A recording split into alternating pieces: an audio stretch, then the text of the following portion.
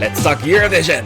Matt, ESC United, your favorite Eurovision channel, and yes, it's going to be about Sweden. Melodifestivalen semifinal 2.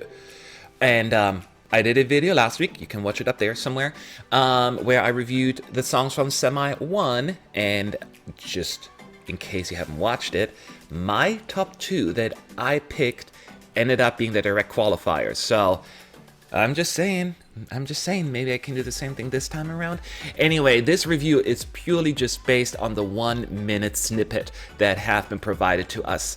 And this is a not complete review, of course, because I haven't listened to the 3 minutes and I haven't seen the staging. So take this all with a grain of salt, but it's fun to do anyway, to talk about first impressions and then go from there. So, I want to say also before I give you my ranking that I think this one is a very strong semi.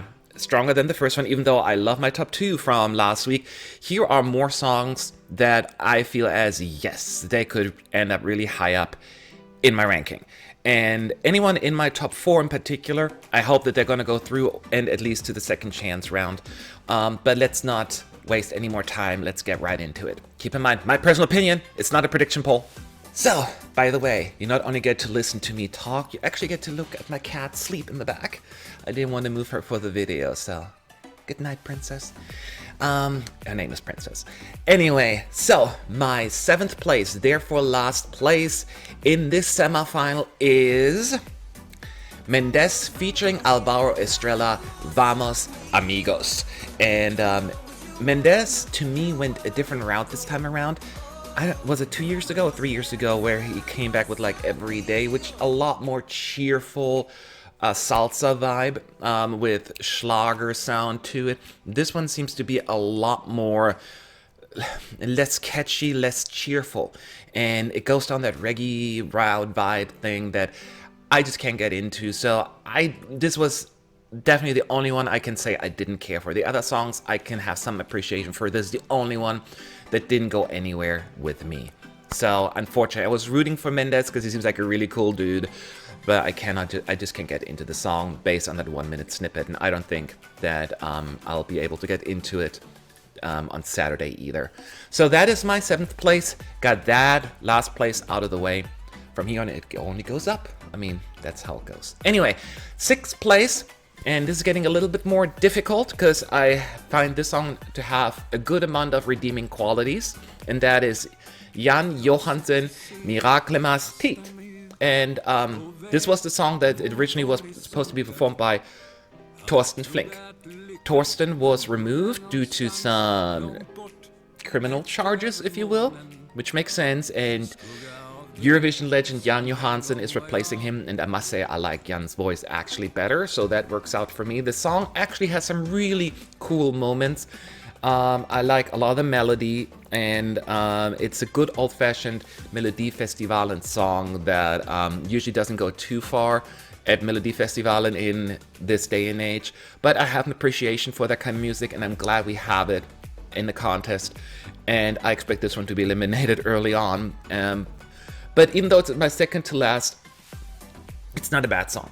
I actually kind of like it. It's the old school Melodifestivalen, which I think there is still room for that in the contest. And my 5th place, and it kind of pains me to put this song this far low, but the other songs I think are just a little bit more polished or memorable based on the 1-minute snippet. My 5th place goes to Linda Bengtzing, Alla, mina, sorger. I'm sad that I'm putting the Swedish songs in the semi a little further down. And I like this song, and I think this is one of Linda's better efforts, actually. And I love the Schlager Queen. And in the other semi 1, this would have been higher. And this has potential to climb. Linda actually went a little, in certain parts, it almost sounds like contemporary pop, but then she brings her Schlager vibe into it as well, which is kind of cool. And this has definitely potential to grow in my ranking. Based on the 1-minute snippet, I need Linda's energy on stage, and hopefully she can bring it. I want to see her just rock the stage. It's just such a strong semi. The other songs really left a little bit more of a remarkable impact. That's why it's in 5th place, but it's not bad actually in this one. It's not bad. Okay, so therefore we have our top 4. I'm not sure if that's a surprise or not. Tell me later in the comment section. Anyway, my fourth place for now, this is also subject to change, Daughter, Bulletproof. And it's a good song. It's also similar to what I felt with Ballerina by Malapritz last year. Very Sia or music kind of thing. And I have a similar feeling with Bulletproof as I had with Ballerina last week, that it is good. I just miss... the chorus is nice and it's familiar. I like it very much. And this is also the one, kind of like Malapritz last week. The live performance really is going to either win me over or make it forget. So this is also has room for growth. Daughter was probably my favorite last year in her respective semi. So fourth place is not bad, but let's wait for the staging. I still like it, but that's why I put it in fourth place and not in the top 3. But fourth place is still at least bare minimum a second chance round. So don't judge. Okay, but it's time to hand out my medals. Starting with my third place, bronze medal, which also technically means second chance, right? Yes. But this this is a recurring theme. This song is probably gonna be the song that has a chance to become my number 1 based on the performance. It was so hard to really judge it based on a 1-minute snippet, and that is Paul Ray, Talking in My Sleep. It's, you know, the only true, I mean, it's a big best ballad in the semi, right? And a song like that, it's so difficult to judge in 1 minute. You need to hear the whole thing to just kind of get into it, because it's a feel, it's an emotion, and getting that 1-minute snippet on a CD is not as telling, I guess. So if he can easily just blow us away with his performance, and this could potentially be my number 1, because it's a really pretty ballad. I just have to wait and see if it has that remarkable moment for me to really make it my heart melt, and that I was unable to get out of the actual recording, the 1-minute snippet. So therefore it's currently in third place. Moving on, who is my second place? My silver medal, and I'm so happy to give it to that person. It is Kingdom Come by Anna Bergendahl. And this to me is definitely, I mean, it is clearly her most upbeat effort in Melodifestivalen yet. And I find the chorus very endearing, and I know that I love her voice now, especially what her voice has matured to from when she first took part in Eurovision in 2010, now 10 years later. I love the artist that she has matured into. She is way more, I just love her voice so much better. It seems like she has more control over it, especially her vibrato. And it really, her voice is what really makes the song, because it's so full and rich and has a unique tone to it. So I really like the song. This could be potentially be a banger, and I expect great staging. Right now, I feel as this has a really good shot to go through to the finals.